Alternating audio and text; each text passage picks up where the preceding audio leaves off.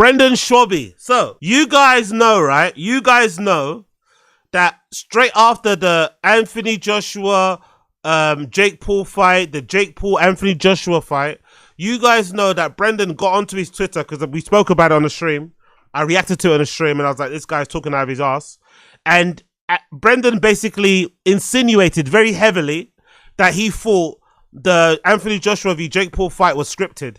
He didn't buy the fact that Anthony Joshua couldn't connect meaningfully to Jake Paul until the 6th round. He didn't buy any of it. He thought it was all a fix, it was all a script. And he thought that Joshua and Jake Paul agreed to a script where Anthony Joshua would break his jaw in 2 places in the 6th round.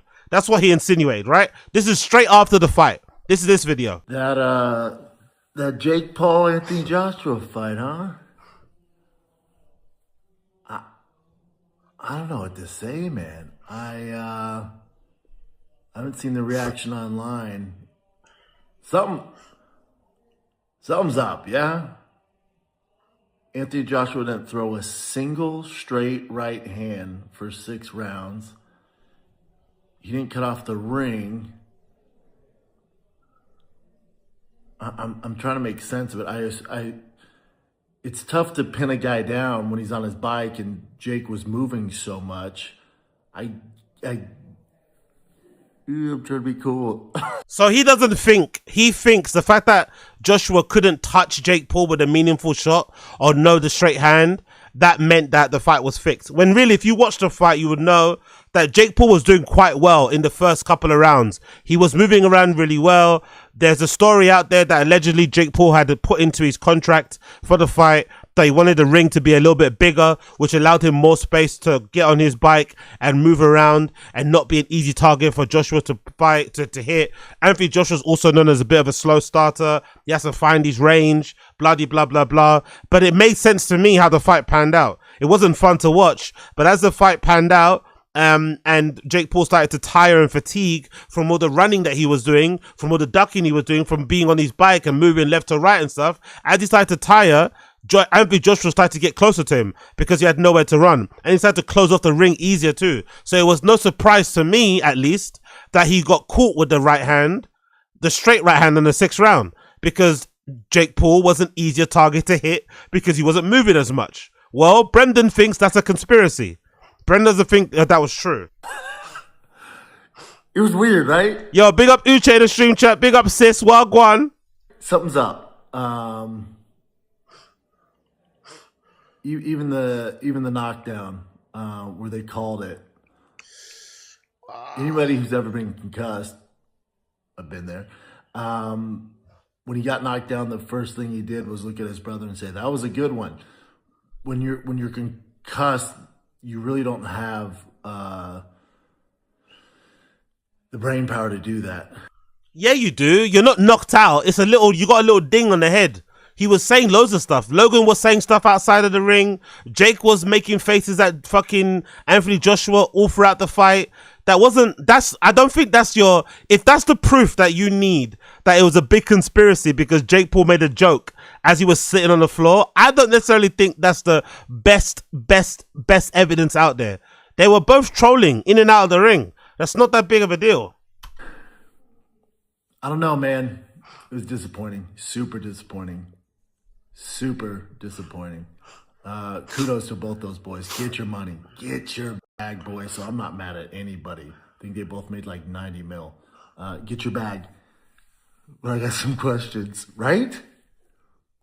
So that's what he said, right? Right? After the fight. Now, Brendan, the consummate bad man, hard guy, twist your neck off, no hater can ever talk to me in real life, you know that hard guy. Well, in less than 24 hours after making that first video, he makes another video, and in this video, he tags Jake Paul. In this video, he tags Jake Paul in the caption. He says, lots of opinions on at Jake Paul after last night's fight, but say what you want. Has anyone made boxing more relevant in the last 5 years? So the first video, he essentially was insinuating very heavily that Jake Paul and Anthony Joshua was a fake fight. It wasn't real. In theory, calling Jake Paul a cheater, in a way, a scam artist, a charlatan, or whatever, right? In a roundabout way. And then in less than 24 hours, he completely walks it back and starts to suck on Jake Paul's dick. Is he the most relevant boxer in the last 5 years? I wonder what changed. I wonder what changed. Did Logan make a call? Did Jake Paul make a call? Did somebody make a call from the Paul camp to set him straight? Here's the one thing nobody realizes about Jake Paul. Say what you want about him when it comes to fighting and last night's Anthony Joshua fight. I have some questions too. That's all fine and dandy. The Mike Tyson fight, all that. I get that. But the one thing nobody realizes is no one's done more for the sport of boxing than Jake Paul in the last 15 years. What a change. What an absolute 180. He went from insinuating the fight was scripted and fake to less than 24 hours later, Jake Paul is the most important boxer in the history of boxing. This guy is fucking brilliant. This guy is fucking brilliant. I know what happened. I have a feeling I know what happened. I think Logan Paul made a call. Logan and him are the closest. I think the closest, right? I think Big Brother Logan put in a call and told him to fucking stop talking shit. I think Big Brother Logan told him, stop chatting shit before I bury you in fucking lawsuits, you fucking idiot. And he completely changed his opinion. Oh my God. Not even remotely close. Say what you want about him. I get the criticisms. I get the questions about the... Oh, really? Big up Coiler. Okay. I think the Paul camp sent a lot of DMs to creators. They even tried to gaslight America and read that into Marubian videos. Okay, cool. There we go. Yeah. They don't play. Even though the Paul brothers do a lot of their own, they're their own worst enemy. They're the ones that engage in the scams and the rug pulls, in this and that. But one thing they don't play about is slander. They're gonna do some things. They're going to do some dark arts to get the slander down. Requesting video takedowns, copyright takedowns and strikes, suing people. They don't give a fuck. So yeah, that makes sense. But yeah, Coiler, that makes a lot of sense. Definitely Logan or someone from the Paul camp put in a call. Look at his face. Fights, I get all that. But who's been more important for the sport of boxing than Jake Paul? I'll go.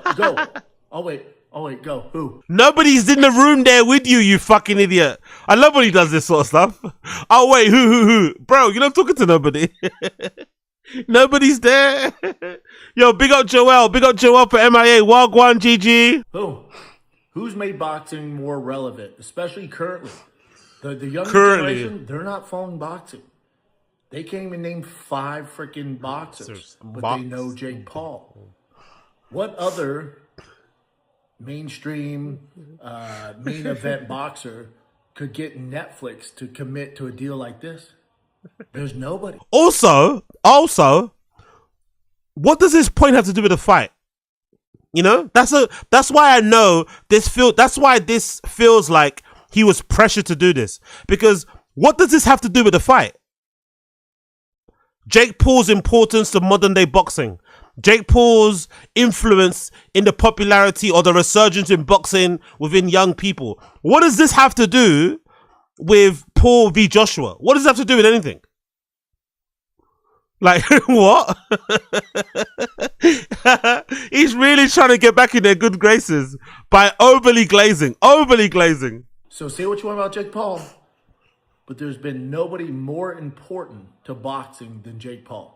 Despite whatever criticism you want to give him. The criticism that you gave him yesterday.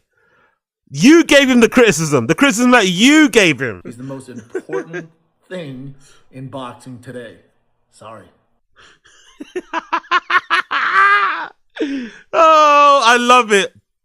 The one time, by the way, after an event where you couldn't copy a Luke Thomas review, he couldn't copy an Ariel Helwani review. Ariel Helwani was working the fight, right? Ariel Helwani was working, so he couldn't immediately copy what Ariel Helwani had to say. He couldn't immediately copy what Luke Thomas had to say because he was streaming. So he had to make up his own opinion. He had to use his own brain to figure out what opinion to make. He makes the opinion that the fight was likely rigged because Anthony Joshua couldn't knock out Jake Paul in one round, right? As we all thought that would happen, but watching the fight, you could see why it was difficult because Jake Paul was moving target. He wasn't just standing there waiting to get punched in the face. But Brendan was like, you know what? That's my conspiracy theory. Because Anthony Joshua couldn't knock this guy out in 30 seconds, it must be fixed. He gets on camera, he says it. Obviously, he gets absolutely ripped to pieces, and the Paul brothers are not too happy when they see that. And they put in a phone call, and in less than 24 hours, here he is with a rehearsed, by the way, a rehearsed and somewhat written explanation about why Jake Paul is the most important boxer in modern history. Ah, brilliant. My favorite bit is this, though. That's my favorite bit at the start. The little boomer face.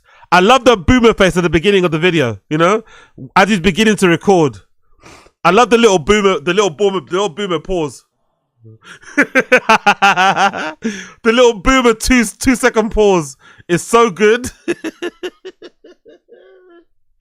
Ah, big up Brendan, man. Big up Brendan. The gift that keeps on giving.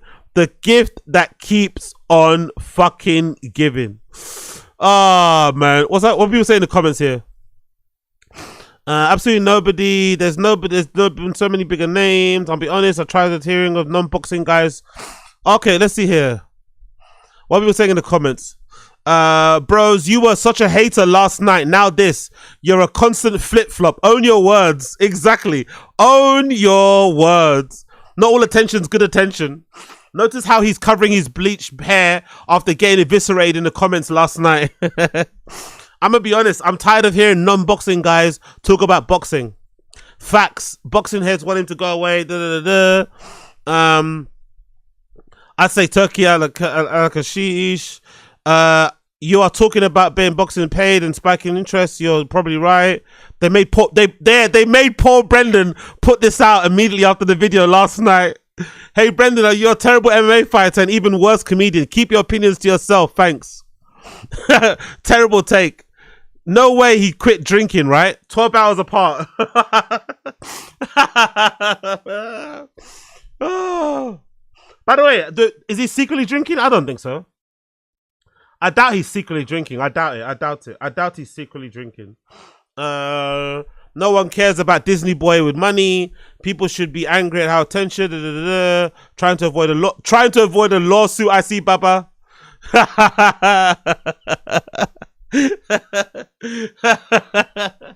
He's trying to avoid a lawsuit while he files lawsuits against Unique. I fucking love it. I fucking love it. Big up Brendan, man. Big up fucking Brendan. He's the gift that keeps on giving. He's the gift that keeps on giving.